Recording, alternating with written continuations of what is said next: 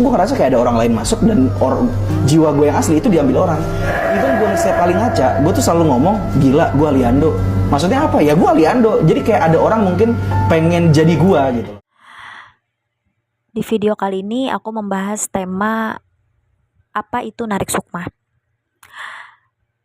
Jadi teman-teman udah nonton video di awal tadi tentang penjelasan seorang aktor besar bernama Aliando Syarif yang menjelaskan apa yang dia rasakan gitu kan. Itu gue ngerasa tiba-tiba dunia ini muter. Gue gak tahu itu kenapa, dan gue gak ada riwayat vertigo. Dan gak ada orang yang gampang pusing gitu, gak pernah. Dan tiba-tiba gue ngeliat aja dunia tuh muter tiba-tiba. Beneran kayak animasi, semuanya tuh muter. Dan gue pun kaget, ini kok tiba-tiba ini dunia ini muter ya, gue bilang. Ya udah habis itu tiba-tiba, dan gue langsung kena OCD dari situ. Dan gue gak ngerti itu kenapa sebenarnya kemungkinan harusnya tantrum ya. Nah, gue itu bisa ngerasain kok bawaannya marah ya. Tapi gue tahu ini bukan firasat gue, dan itu bukan sifat gue. Dan akhirnya gue coba kontrol sifat yang itu, nggak tahu itu sifatnya siapa. Ini kayak ada yang masuk lagi, tapi kayak ada yang switch kepribadian gue sama orang lain. Dia merasa kayak ada yang jiwanya keluar, terus ada yang masuk, dan ada yang pengen jadi dirinya. Nah, itu sebenarnya adalah sebuah penjelasan dari korban yang terkena narik sukma, teman-teman. Nah, makanya di video kali ini aku akan menjelaskan apa itu narik sukma dengan bahasa yang mudah-mudahan sangat sederhana dan mudah dipahami oleh semua orang, teman-teman. Jadi, teman-teman, di dalam istilah ilmu hitam, kalian pasti sering banget dengar kayak orang yang menggunakan ilmu hitam itu bilang, kami bisa membunuh tanpa menyentuh. Pernah gak kalian dengar itu? Atau di film kalian dengar itu? Atau kalian waktu buka buku, misalkan baca-baca buku misteri gitu, ada kalimat, kami bisa membunuh tanpa menyentuh. Nah, sebenarnya teman-teman, pada hakikatnya mereka tetap menyentuhmu, tapi yang disentuh bukan raga, melainkan sukma. Jadi mereka tetap menyentuh korbannya, tapi yang disentuh bukan raga, melainkan sukma. Sukma itu dan raga punya ikatan yang sangat kuat, sehingga apabila sukma itu dipisah sejauh apapun atau disakitin, raga akan bisa merasakan, dan raga akan juga merasakan sakit. Dan itulah yang menjadi istilah membunuh tanpa menyentuh. Karena seolah-olah tidak ada yang menyentuh, kok kenapa-napa nih si korban ini, padahal yang disentuh adalah sukma, teman-teman. Ya, sampai sini kalian bisa membayangkan bahwa di dalam diri kita itu ada sukma. Nah, sukma inilah yang bisa dimainin sama pengguna ilmu hitam. Dan ketika sukma ini dicelakain orang, maka ragamu itu akan merasakan gitu loh. Nah, yang kedua aku akan membahas tentang sukma itu apa sih. Nah, jadi gini, sukma itu bahasa lainnya adalah jiwa, teman-teman. Atau bahasa lainnya kalau aku sering sebut adalah pikiran. Jadi sukma, jiwa dan pikiran itu sama, yaitu sukma gitu loh. Sukma itu adalah karakter, pola pikir, dan kewarasan seseorang. Dan ini gak boleh di otak-atik, teman-teman, sebenarnya. Kan ini adalah kewarasan seorang manusia, di sukma letaknya. Dan di dalam diri kita itu ada 7 sukma. Dan sukma itu apabila ditarik ke alam gaib oleh pengguna ilmu hitam, itu wujudnya kayak kita. Cuma ada 7 dan berbeda-beda wujudnya, teman-teman. Misalkan ada yang rambutnya panjang, ada yang diikat, ada yang pendek, dan itu menyesuaikan karakter kamu gitu loh.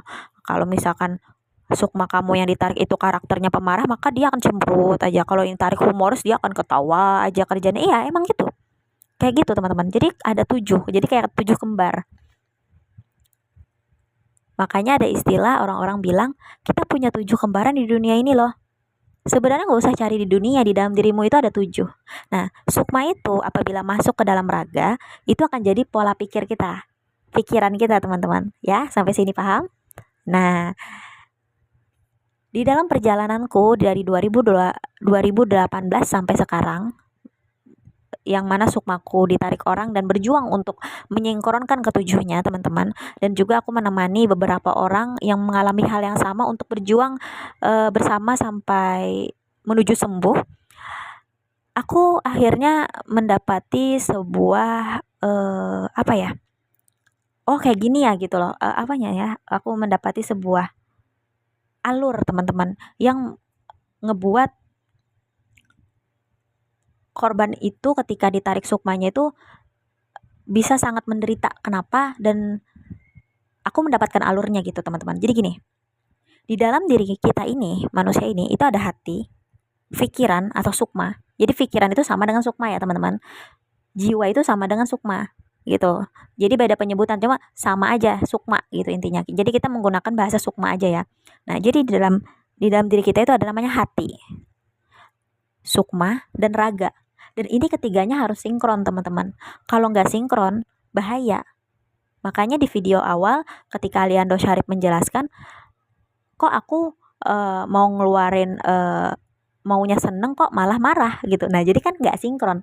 Padahal hatinya pengen seneng, kok raga dia malah marah gitu. Berarti kan ada yang salah. Di mana titik salahnya? Titik salahnya adalah di sukma teman-teman. Karena sukma inilah yang bisa dikontrol orang oleh pengguna ilmu hitam. Jadi gini, untuk kita bisa merasakan bahagia atau tenang teman-teman, antara hati, sukma, dan raga itu harus sinkron. Antara hati, pikiran, dan raga itu harus sinkron. Artinya misalkan hati kalian nih pengen berbuat baik sama seseorang. Terus ketika hati ini sudah ada niat ingin berbuat baik, pikiran ini kan mikirin gimana ya caranya berbuat baik sama dia. Oh, dia lagi butuh sesuatu nih, aku beliin aja. Kayaknya dia pasti seneng deh kalau dibeliin itu. Nah, itu kan sukma itu istilah sukma itu adalah perencanaannya. Jadi ketika hati ada niat, sukma itu yang memikirkan caranya. Nah, ketika sudah setuju, ketujuh sukma kamu, baru raga kamu itu bisa bergerak sesuai dengan perintah sukma kamu untuk misalkan berbuat baik kepada seseorang. Misalnya, wah aku mau kasih dia hadiah nih. Ya udah, sukma kamu mikirin belinya di mana, belinya apa, terus mereknya apa. Udah nih, sudah, raga ya eksekusi ya, raga membeli barang-barang yang ada di pikiran. Ketika barang itu sudah ada di tanganmu, kamu kasih ke orang yang kamu pengen gitu kan, di situ kamu bisa merasa bahagia. Kenapa? Karena hati kamu sudah karena raga kamu sudah melaksanakan apa yang hati kamu mau itu. Dan disitulah letak kebahagiaan teman-teman. Kalau kalian sinkron ketiganya, bersyukur, karena itu sangat membahagiakan teman-teman. Ketika hati kalian ingin, sukma kalian memikirkan caranya, dan raga kalian bisa eksekusi dengan baik, itu adalah kebahagiaan yang hakiki. Karena banyak di dunia ini orang-orang yang tidak sinkron ketiganya, dan itu akan selalu menyakiti dan menekan hatinya teman-teman. Nah, di dalam narik sukma teman-teman, ketika sukma ditarik dan dikontrol, itu jadinya sukma ini ditahan untuk bisa melakukan apa yang hati mau. Jadi misalkan hatinya pengen berbuat baik, nanti nih pikiran nih diarahkan ke lain. Ada berbagai macam tipe yang aku jalanin, diriku sendiri menjalanin, atau orang-orang yang aku bantu. Misalkan yang kayak aku rasain, ketika aku ingin berbuat baik, itu di pikiranku kayak ada potensi, wah kalau kamu melakukan ini nanti kamu gak dihargain, kamu nanti bakal dibully gitu kan. Takut jadinya, akhirnya ragaku gak eksekusi. Atau bisa juga ada kayak Aliando Syarif misalkan, ketika dia ingin berbuat baik, katanya ada ancaman katanya, kalau kamu ingin berbuat baik, kamu harus ngelakuin ini dulu sampai selesai. Kalau nggak selesai, kamu nggak boleh berbuat baik sama dia gitu. Atau misalkan kalau kamu pengen ngelakuin sesuatu, nanti akan ada yang mati di sekitarmu gitu kan. Intinya setiap kali mau berbuat baik itu akan jadi pemicunya. Berbuat baik. Jadi kayak misalkan kita mau bantu orang, itu kan pemicunya datang. Jadi makanya kita jadi ya sifatnya jadi apa ya? Kayak apatis. Apa yang kamu rasakan gitu? Jadi ada namanya, nggak tahu, kayak ada sumpah yang terjadi di setiap kali bertindak. Misalkan mau melakukan kebaikan, itu pasti tiba-tiba akan ada trigger sebuah bisa napas, bisa kedipan, bisa. Jadi pernah kedip sampai gini dengan pattern yang sama, itu harus sama semua. Harus sama terus, cuman karena pengen berbuat baik sama orang. Itu ketahan semua tuh. Jadi abis itu ketika kedipan itu berlangsung, itu ada sumpah tuh. Lu kalau sampai nggak selesai melakukan kedipan yang dengan pattern yang sama, seseorang akan mati. Ini pacuan, tapi ini hampir sama, cuman bedanya adalah lebih sadis gitu.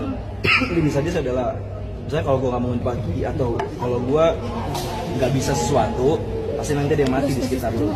Jelasan di video dia itu kan kayak gitu. Berarti ancamannya itu kan di Sukma. Nah, ketika itu nggak bisa dilawan oleh Sukma, teman-teman, pikiran itu, maka Raga tidak akan bisa melaksanakan apa yang hatinya mau karena ketahan. Karena Sukma inilah yang memerintahkan Raga untuk bergerak, sedangkan Sukma ini yang ditahan sama orang pengguna ilmu hitam. Nah, di sini akhirnya si korban akan merasa tertekan terus-menerus. Kenapa? Karena apa yang hatinya mau itu tidak bisa dilakukan oleh raganya sendiri gitu loh.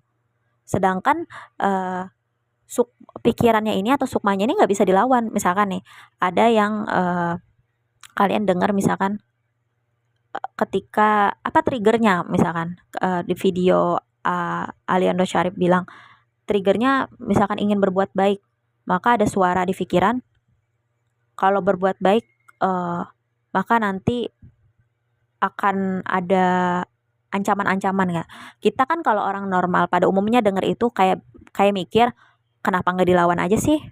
Kan bisa gitu kan. Nggak segampang itu teman-teman. Kalau sukmanya dikontrol orang, nggak segampang itu. Susah banget teman-teman. Dan itu memang harus diputus ikatannya dengan si pelaku. Harus diobatin.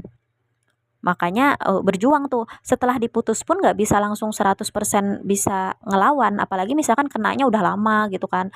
Udah bertahun-tahun gitu kan. Nah itu ketika ikatan atau benang merahnya diputus sama pelaku, habitnya itu masih ada gitu loh. Ketakutannya itu masih ada gitu loh. Bayang-bayangnya itu masih ada. Dan itu yang harus pelan-pelan tuh korban sendiri tuh yang berjuang untuk mengembalikan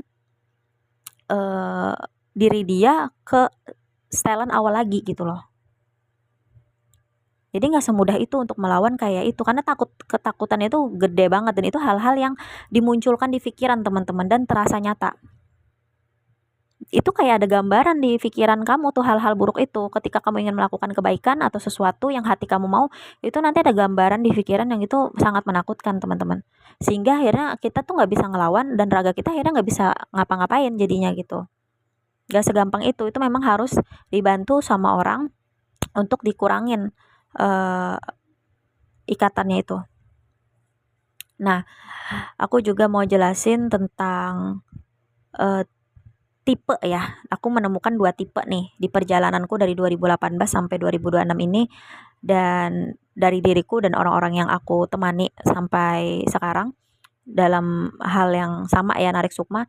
Itu ada 2 tipe orang menarik sukma korban dalam pengguna ilmu hitam. Yang pertama untuk disakiti langsung raganya. Jadi sukmanya ditarik, langsung tuh dieksekusi tuh sukmanya kayak disakitin, dipanah, dipukulin gitu kan supaya raganya ini langsung drop. Itu cepet tuh kejadiannya dan itu biasanya orang-orang akan ngeh bahwa itu santet. Karena kelihatan banget gitu loh. Kelihatan banget misalnya baru kemarin sehat tiba-tiba besoknya kok nggak bisa jalan gitu, kok besoknya kok jadinya nggak bisa ngomongnya kok jadi nggak nyambung gitu kan, jadi teriak-teriak. Nah itu kan orang akan ngeh bahwa itu adalah ilmu hitam. Tapi ada juga tipe kedua yang ditarik teman-teman untuk dirubah pola pikirnya aja. Jadi pola pikir dirubah dan si pelaku menanamkan benang merah ke korban. Akhirnya dia bisa ngontrol pikiran dari jauh. Nanti kontrol pikiran itu ada di next video kedua teman-teman, khusus tentang kontrol pikiran. Jadi yang ini tentang narik sukma dulu. Jadi ditarik sukma itu yang ke tipe kedua ini untuk dikontrol pikirannya dan untuk diubah karakternya sesuai dengan apa yang pelaku mau sehingga si korban ini bergerak menjalani kehidupannya itu dengan karakter baru dia yang sebenarnya itu nggak baik. Akhirnya merubah seluruh kehidupan dia pribadi gitu loh. Dan ketika si korban itu hancur, maka si korban pun akan ngerasa ya karena dirinya sendiri gitu loh. Dan si orang-orang sekitar juga akan ngerasa wah kayaknya nih memang karena dia sendiri gitu loh. Contoh ya, ini ada video dari Aliando Syarif juga, kalian coba dengerin ya. mimpi kali ya. Apa tuh Kak? Kalau di mimpi tuh sering banget ditunjukin wajah-wajah yang aneh-aneh gitu sih. Ada hantu yang matanya tuh yang nggak bisa kedip gitu-gitu. Oh berarti beberapa kali pernah mimpi ya? Udah sering itu datang tuh. Jadi dia nggak setiap kali datang tuh terus lagi tidur dia cuma melek doang gini, tapi nggak kedip-kedip. Oh ya? Tapi sosoknya sama? Sama kayak apa mukanya tuh sama gitu, tapi orangnya beda-beda. Orangnya beda-beda, sosoknya sama. Kira-kira bisa digambarin nggak sih Kak? Kayak kurang lebih kayak apa tuh sosok? Gimana ya, kayak pernah lihat ini nggak yang smiley face gitu? Lupa lah kayak gitu. Pokoknya dia cuma matanya tapi nggak ada kelopak sini, nggak ada. Udah tapi cuma ngeliatin gitu doang. Terus sendiri nggak jelas ngeliatin gua. Ya serem sih. Tapi itu berapa kali mimpi itu? Udah 3 kali udah sering gitu. Sampai gua pernah nginep di apartemen, dia balik lagi. Tapi kayak sama temennya kuntilanak gitu. Oh teman-teman. Iya, joinan. Oh jadi dia datang lagi. Lagi. Kali kayak nggak berpikir kayak kenapa ini sosok kayak beberapa kali datang ke mimpi aku. Nggak sempat udah sempat nanya sama beberapa yang ahli, dan ini kan mimpi ya, jadi antara penting dan nggak penting. Tapi gue pernah mimpi ada satu hal, mimpi kayaknya penting dan itu terjadi beneran. Untuk yang satu ini gue cuma tanya karena ya coba iseng aja buka pembicaraan. Kata dia kalau mimpi yang itu memang katanya ada jinnya. Buat Kali ada pesan gak sih buat sobri-sobri ini yang punya pengalaman yang sama kayak Kali, yang kayak tiba-tiba dimimpiin dengan sosok yang sama berkali-kali tuh? Gue sih percaya yang dapat mimpi ini pasti langsung kena anxiety pasti, karena soalnya memang nyerang banget ke sana, dan udah pasti lo akan takut kalau lo didatangin mimpi ini.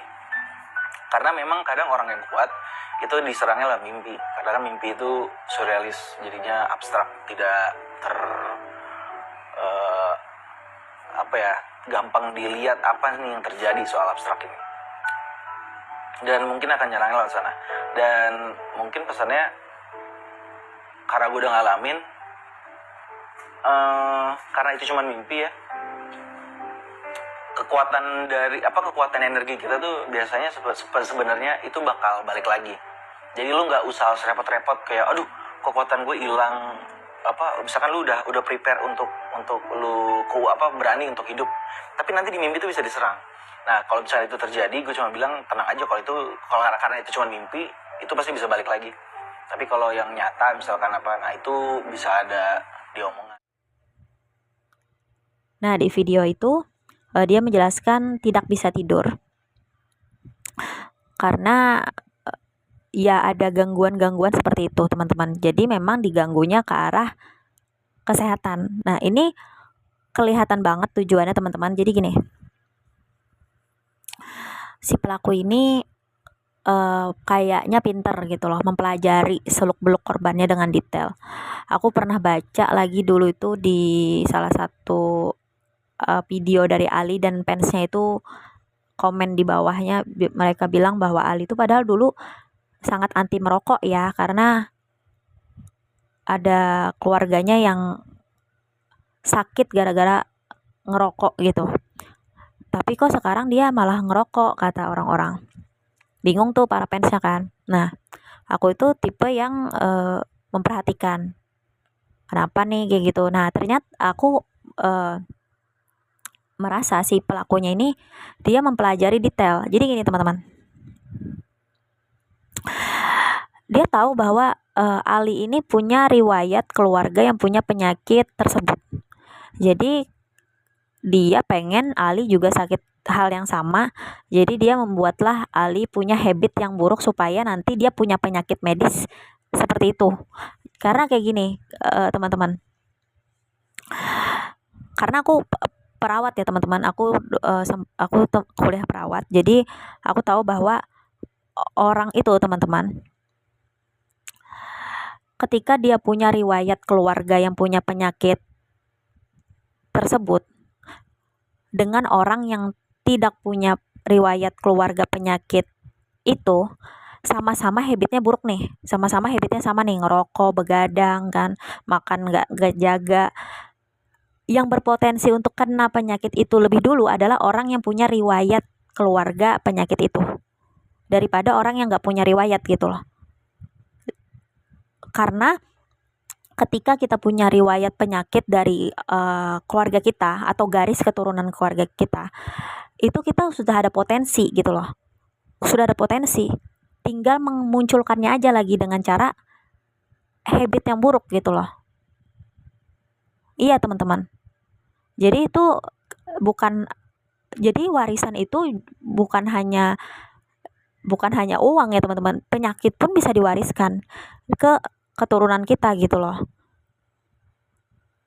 Jadi ketika garis keluarga kita ada riwayat itu, maka kita punya potensinya jauh lebih besar dibandingkan orang yang tidak punya riwayat keluarga itu. Dan ketika kita habitnya buruk, sama-sama buruk, kita akan terkena lebih dulu dibanding orang yang tidak punya riwayat. Nah, si pelaku ini kayaknya udah mempelajari nih, karena dia pengen arahnya ke medis. Jadi dibikinlah, yang aku lihat ya dari penjelasan video Aliando Syarif itu, yang pertama dia dibikin ngerokok. Jadi kalau stres ngerokok. Jadi pikiran dia itu, karakter dia pola pikirnya dirubah kalau dia stres ngerokok. Jadinya itu ngebuat dia relax gitu loh. Ngerokok. Terus dibikinlah dia terganggu tidurnya. Salah satu caranya ya dengan cara yang seperti video tadi jelasin gitu loh. Ngelihat ada penampakan gitu kan, hal-hal yang nggak enak banget yang ngebuat akhirnya malas untuk tidur. Nah, itu tidur terganggu. Ditambah ketika stres maunya makan terus. Nah, itu adalah habit yang ngebuat untuk memunculkan penyakit itu agar cepat muncul. Jadi kalau misalkan beliau kenapa-napa, maka orang akan mikir, oh karena penyakit medis nih gitu. Yang kan penyakit medisnya akan muncul. Jadi akan tertutup lah cerita dari narik sukma ini, karena ada penyakit medis yang nyata terjadi gitu loh. Untungnya alhamdulillah Ali kuat ya fisiknya ya. Jadi dia alhamdulillah sehat saat ini. Sudah bisa kurus, berjuang gitu alhamdulillah. Semoga dia cepat sembuh, cepat sehat, cepat normal kembali, jiwa, raga, dan hatinya gitu bahagia.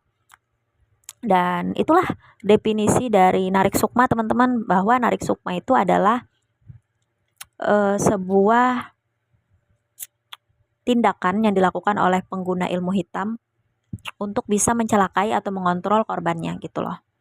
Dan ketika mereka ingin mencelakai raga seseorang, mereka tidak menyentuhnya, tapi mereka menyentuh sukmanya atau mengontrol sukmanya agar raganya kenapa-napa.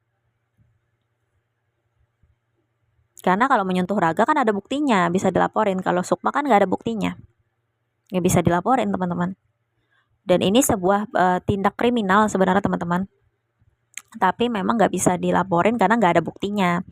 Karena kan bermain gaib, teman-teman. Gitu. Jadi ya, jadinya korban itu seperti wayang bagi pelaku. Jadi kayak dimainin gitu loh, dikontrol kayak gitu loh. Itu nanti ya di video kedua, judulnya Kontrol Pikiran.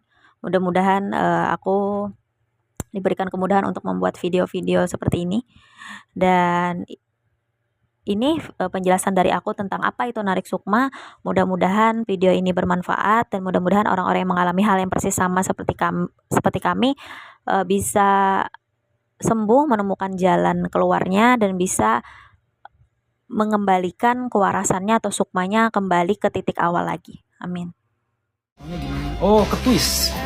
Tiba-tiba jadi siluet semuanya. Dan imunnya turun. Lalu mulai punya suara di pikiran. Karena gue tahu awal gue sadar itu seperti apa. Jadi dia nggak bisa mengambil alih kesadaran gue untuk diarahkan ke arah mana. Dan gue tetap lawan untuk back to kewarasan gue gitu loh. Jadi gue akan kembali kepada kewarasan itu.